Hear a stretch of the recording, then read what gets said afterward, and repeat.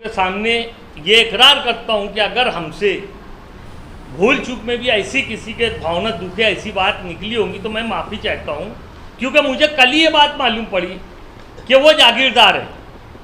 मैं तो ये सुनता था पुलिस रिकॉर्ड से, अखबारों के जरिए से कि एजाज बेग राकेल चोर, एजाज बेग डीजल चोर और मालूम नहीं कौन से जानवर चोर, क्या चोर क्या चोर। मैं तो अखबारों में ये पढ़ा जागीरदार है, पहली बार मालूम पड़ा।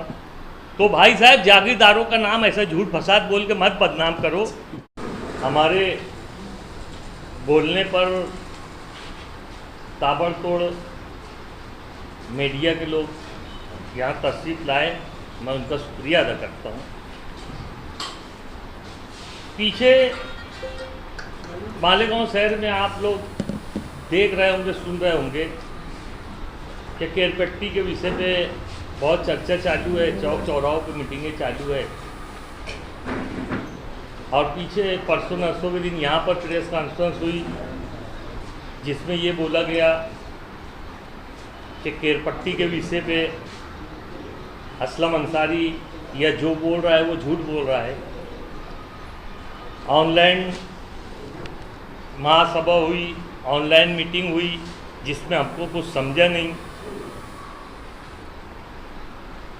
17/1/2019 को ये एजेंडा निकला, और एजेंडा निकलता है तो जितने नगर सेवक होते हैं वो सबको मिलता है, और जितने कॉप्शन मेंबर होते हैं वो सबको मिलता है, और जितने अधिकारी होते हैं हर डिपार्टमेंट के अधिकारी वो सबको मिलता है एजेंडा।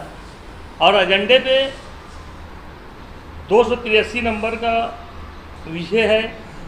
ये सकराम घोड़के साहब ने विषय लाए कि मालेगांव में शहर में बहुत दिन हो गया नया सर्वे नहीं हुआ।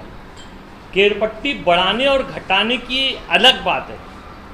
ये जो विषय था ये सिर्फ सर्वे का विषय था कि भाई जो नए घर बने हैं उसका सर्वे करके, जैसे सोएगांव, मालदा, दयाना, दरेगांव, ऐसे जो 6 देहात आए थे उसमें बहुत सारे घर छूटे हुए हैं जो नए बन रहे हैं। जो मालेगांव शहर में जो किनारे के एरिए में नए घर बन रहे हैं उनको घर पट्टी नहीं है, तो उसका सर्वे करके केरपट्टी लगाना ये विषय था।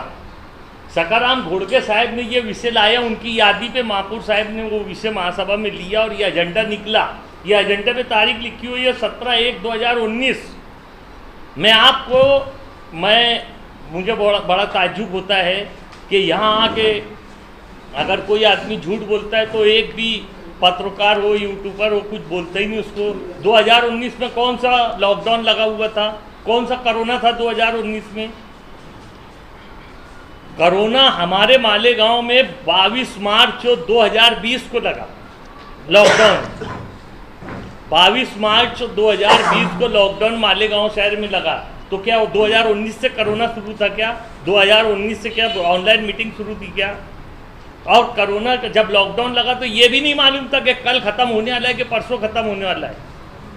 तो ये मीटिंग जो हुई थी 17/1/2019 को हुई थी महासभा, जो सकाराम घोड़के साहब का विषय था। और उसमें ये बोला गया था कि भाई नवी अकादमी करना जो कानून के हिसाब से 4-4 साल में होना चाहिए। मालेगांव शहर में बहुत कम से कम 15-16 साल हो गया, आज तक नवी अकादमी हुई नहीं, इसलिए नवे घर जितने बने उनको केरपट्टी लगी नहीं, तो उनको केरपट्टी लगाने के लिए ये विषय आया था। और ये विषय ऑफलाइन आया था। ऑफलाइन म्हणजे महासभा हॉल में, सभागृह हॉल में ये मीटिंग हुई, और जिसको मैं आप लोगों को अभी बताऊंगा। उसके बाद ये विषय 8/10/2020 को आया स्टैंडिंग कमेटी में। तो स्टैंडिंग में जो पॉलिसी मीटर रहता है, जो पॉलिसी बनती है, सर्वे करना नहीं करना, कुछ बढ़ाना घटाना नहीं करना, ये महासभा में होता है। और महासभा में ये विषय मंजूर हुआ ये 17/1/2019 को। महासभा में होकर जब टेंडर निकला, जब टेंडर कॉल हुआ, जब टेंडर किसी ने भरा, किसी को मिला, वर्क ऑर्डर से पहले वो एक बार स्टैंडिंग में आता है कि भाई स्टैंडिंग में इसको इतना खर्चा लगेगा, तो स्टैंडिंग अगर उसको मंजूरी देती है तो खर्चा मंजूर हो जाता है। तो ये विषय स्टैंडिंग में आया। ये ऑफलाइन मीटिंग थी, ऑनलाइन मीटिंग थी। ये मीटिंग जो थी, जो स्टैंडिंग में थी, वो ऑनलाइन थी, वीडियो कॉन्फ्रेंसिंग के जरिए ये मीटिंग हुई थी स्टैंडिंग वाली। महासभा वाली के टाइम में 19 में कोरोना नहीं था, लॉकडाउन नहीं था, लेकिन ये जब मीटिंग हुई स्टैंडिंग की, जब कोरोना था, जब लॉकडाउन था, उसमें ये मीटिंग हुई।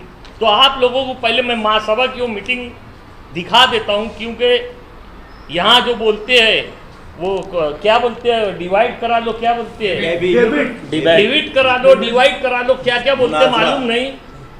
तो वो कितना झूठ बोलते हैं और कितना सही बोलते हैं, ये बात समझ लो।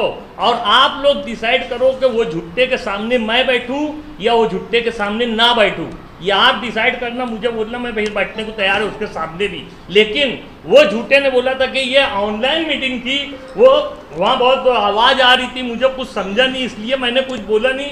तो ये पहले मीटिंग आप लोग देख लो कि मीटिंग ऑफलाइन थी कि ऑनलाइन थी, बता स्टार्ट।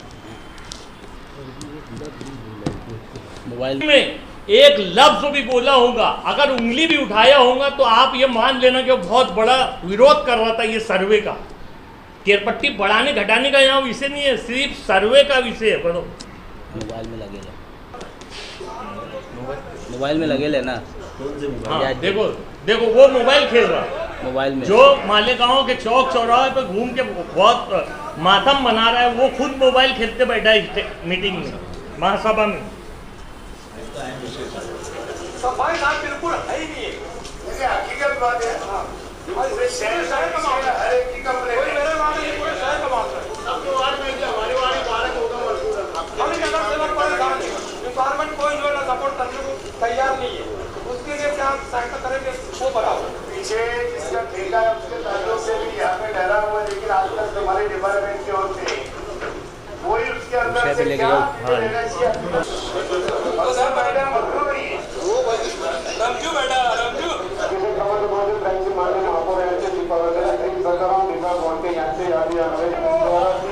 खूप कालावधीपासून नवीन पद्धतीचा सर्वे करण्यात आला नसल्याने त्यांना घरपट्टी आकारणी लावण्यात आलेली नाही। सर्व शहरातील मिळकतीचा सर्वे करून घरपट्टी आकारणी लावणे कामी विचार विनिमय करून निर्णय त्या माहिती द्या, घरपट्टी का लागू होत नाही। वो जगह है जो नहीं मान्य महापौर साहेब, मान्य महापौर साहेब, मला असं आठवतं का 4 वर्षापूर्वी जेव्हा बोर्डे साहेब होते त्यावेळी हा प्रश्न निघाला, मला चांगलं आठवतं। बोर्डे साहेबांनी सर्वेसाठी 3-4 वर्ष झाले, 3-4 वर्षापूर्वी ते होते, मी त्यांच्या कॅबिनला बसला असताना त्यांनी आयटीआयचे जे विद्यार्थी आहेत त्यांना पत्र दिलं होतं आणि पूर्ण गावात ज्या प्रॉपर्टी आज विना घरपट्टी पाणी तर समजा पाणीपट्टी लावून जाते, परंतु आजही नवीन नवीन बांधकामं चालू आहे। आज तर जवळजवळ 500-700 तरी असतील आमदारी किंवा 1000 बांधकामं असतील, जे 5 वर्ष 10 वर्ष काही महामानाचे 15-15 वर्षातून घरपट्टी लावून दिले, जे आपले मोजणीवाले त्याच्यात ती बंदो काही जबाबदार लोक कौन बोला खाली आगे बता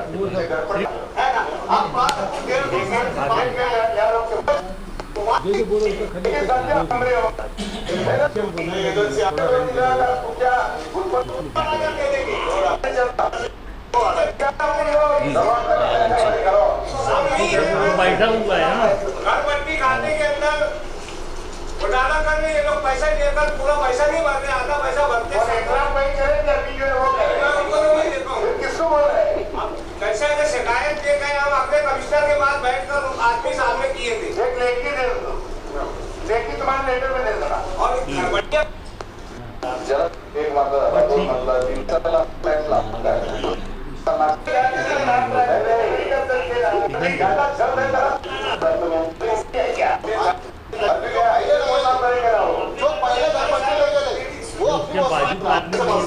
लेकिन उसमें आपने देख लिया ये ऑनलाइन मीटिंग थी या ऑफलाइन मीटिंग। आप सच्चा कौन है झूठा कौन है ये बताना गांव वालों को आप लोगों का काम है। आप लोगों के जरिए से आप लोगों के माध्यम से वो गांव वालों को बताना चाहिए कि कौन सही बोला कौन झूठ बोला। ये सर्वे का विषय आया हुआ था, उसको फिर जब टेंडर वगैरह हो गया तो उसके बाद ये विषय आया। जब ऑनलाइन मीटिंग थी तो स्टैंडिंग में विषय आया।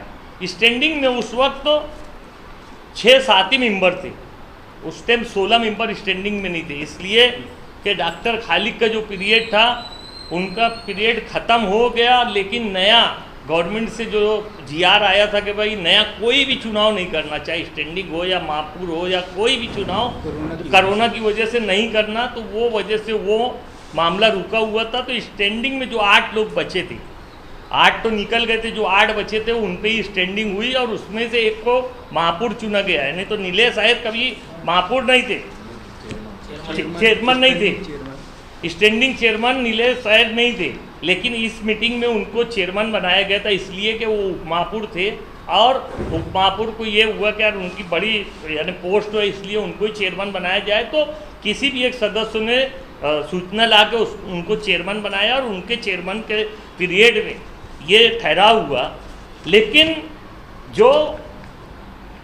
जो बेवकूफ़ ये बोलता है इसमें 10 करोड़ का भ्रष्टाचार हुआ, 20 करोड़ का भ्रष्टाचार हुआ, बताना चाहिए ना। इतना बड़ा भ्रष्टाचार मालेगांव वालों को बता के उस पर कुछ करना चाहिए, किसी को सजा दिलाना चाहिए। खाली उर्दू मीडिया सेंटर में आके बैठ के बोल दिए, ख़त्म हो गए, चले गए, ऐसा नहीं है।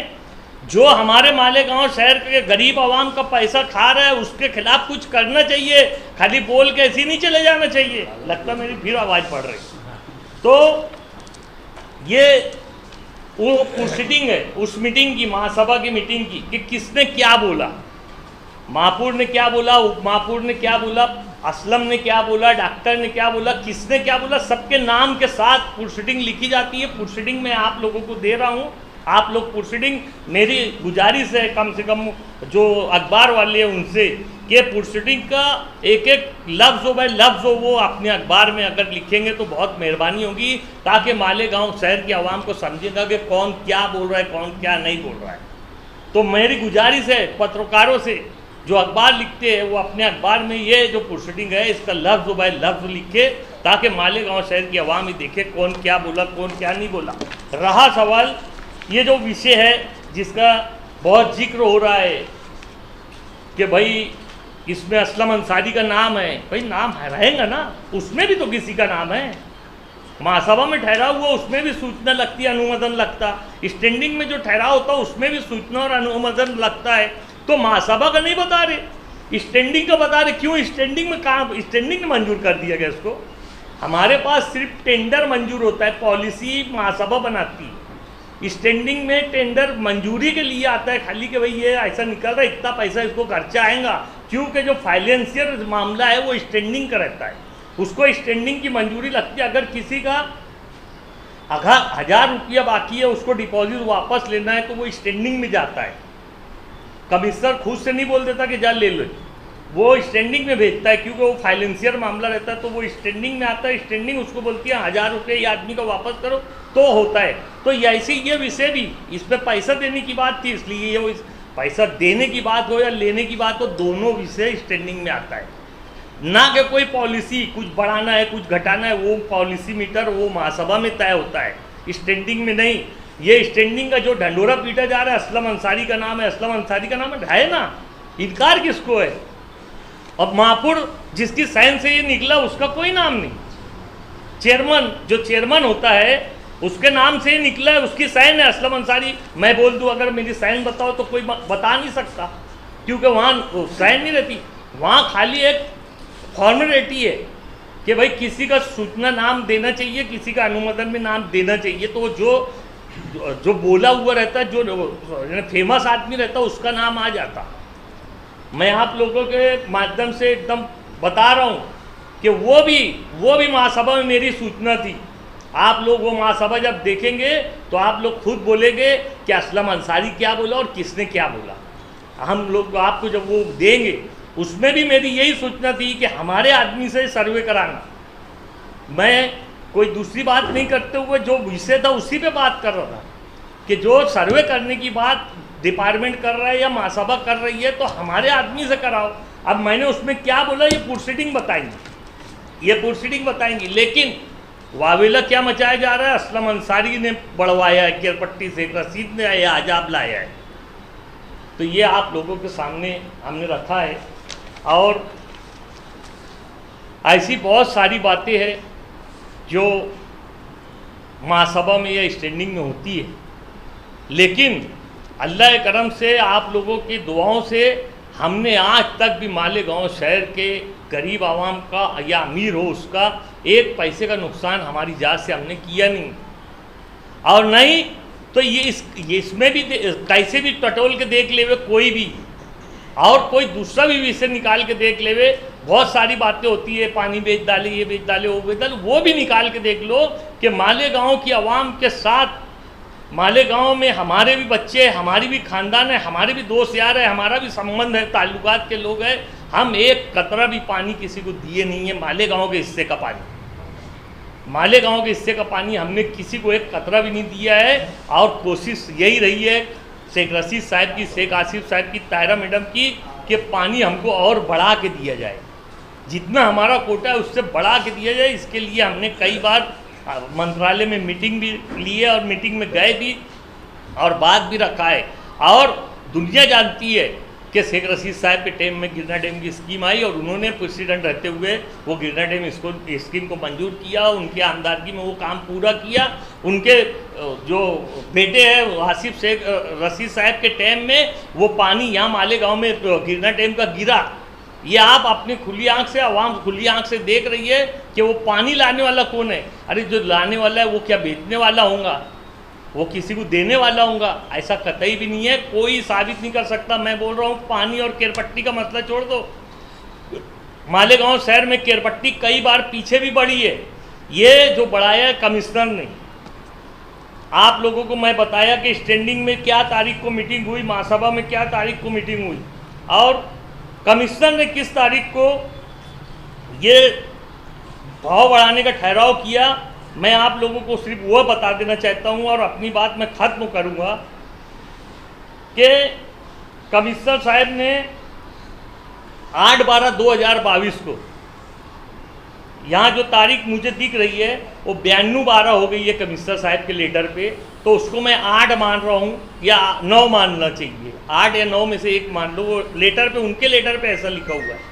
तो 8/12/2022 को, जबकि हम लोगों की मेंबरी, यानी मैं सभी मेंबर की बात करूंगा, सभी महापुर की बात करूंगा, सभी स्टैंडिंग चेयरमैन और उप महापुर की बात करूंगा कि हम सब की मेंबरी 13 जून 2022 को ख़त्म हो गई थी, 13/6/2022 को ख़त्म हो गई थी। और ये जो ठहराव है ये 8/12/2022 का है, जो कमिश्नर ने 3% रेट बढ़ाया है। और मैंने जिस दिन ये रेट, मुझे मालूम पड़ा कि भाई ये रेट बढ़ा है, मैंने उसी दिन आप न्यूज़ वालों को बुला के ये खबर दी थी कि भाई देखो कमिश्नर ने रेट बढ़ाया।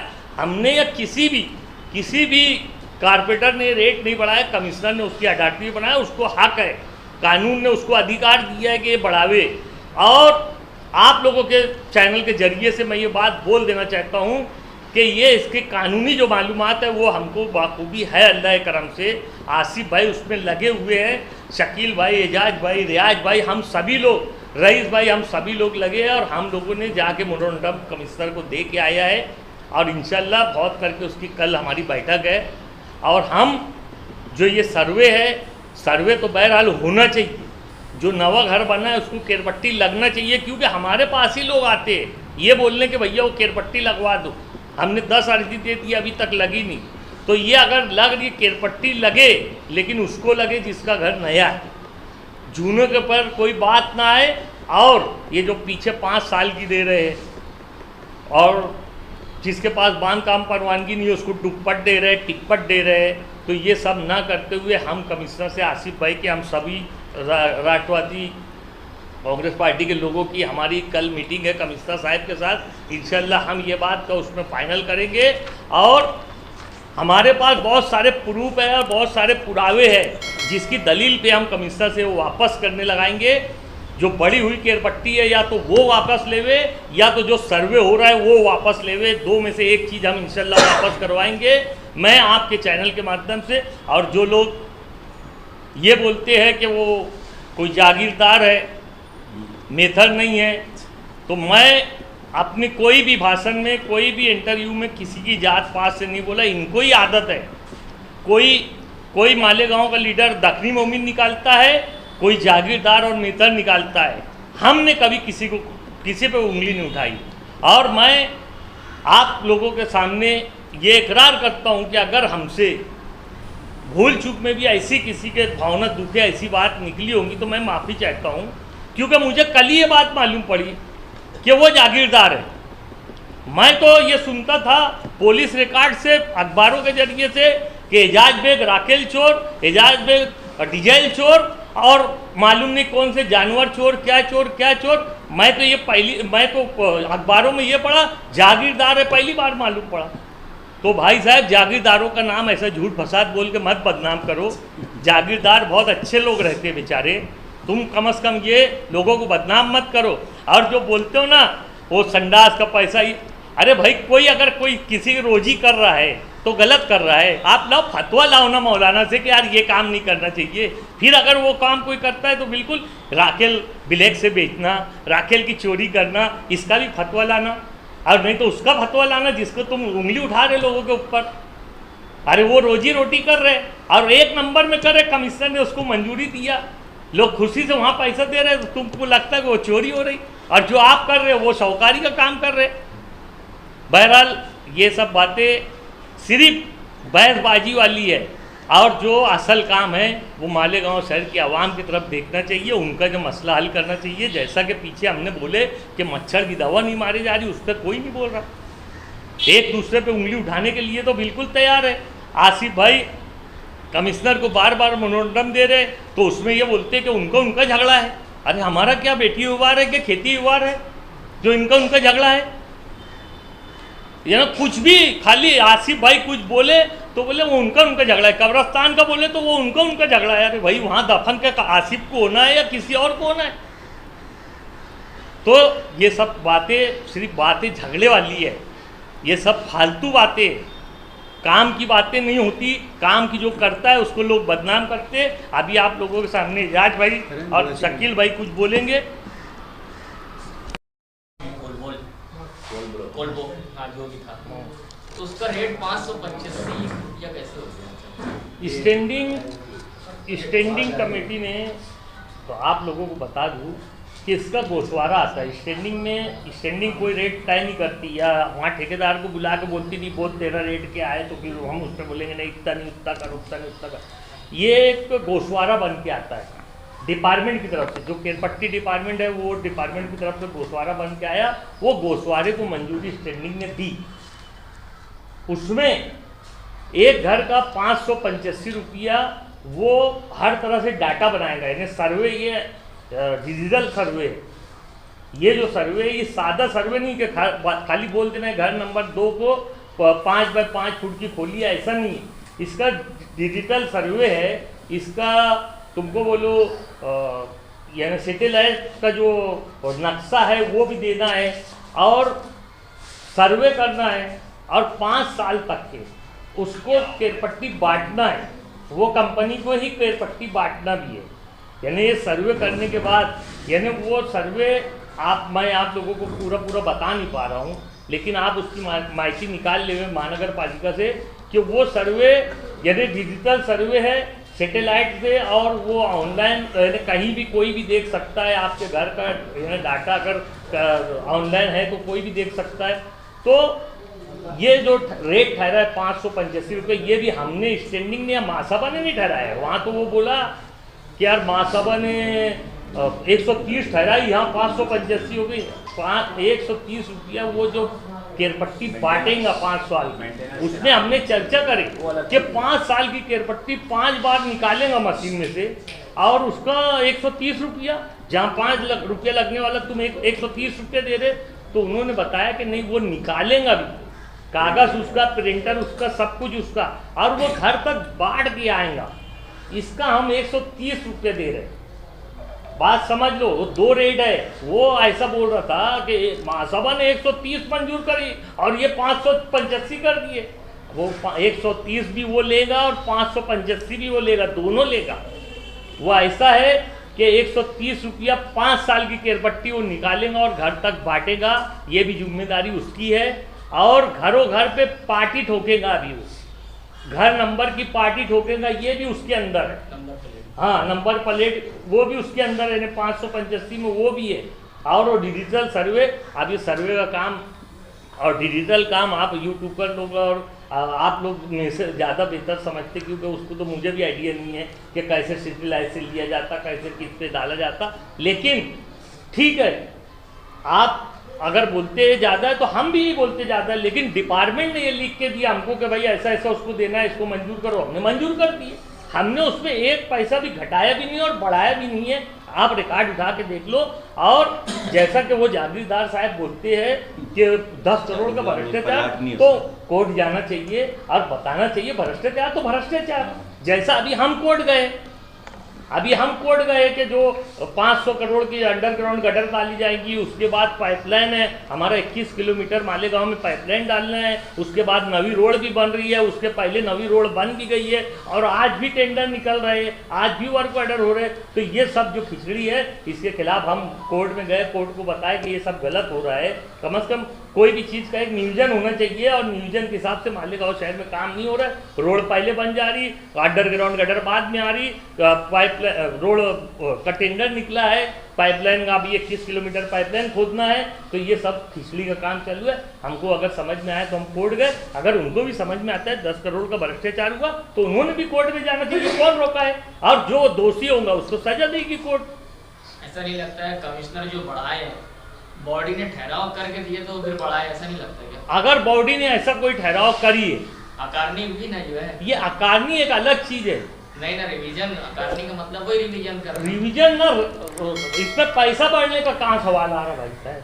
पैसा रेट बढ़ाने का, ये 3% का रेट कमिश्नर ने बनाया है ना, नहीं है मुंबई बताता ना। रिवीजन का मतलब एजाज भाई ने समझाया कि जो घर है पुराने, उसमें कभी कोई तब्दीली होती है पिछले 4 साल में तो वो रिकॉर्ड पे आना चाहिए। रिपेयरिंग नहीं, तब्दीली या फिर नए मकानात बने हैं, नया मकान बना है, नया कोई फ्लोर बढ़ा लिए, वो नया कंस्ट्रक्शन, उसके लिए है वो। और रेट बढ़ाने का जो है वो कोई संबंध नहीं है। दो अलग अलग चीजें हैं, रेट बढ़ाना और सर्वे करना। ये मैं बताया तफसील से। आप महासभा की पूरी कैसेट देख लीजिए, रेट का कहीं नामो निशान नहीं है। कोई भी मेंबर ये चाहता नहीं था कि भाई रेट बढ़े।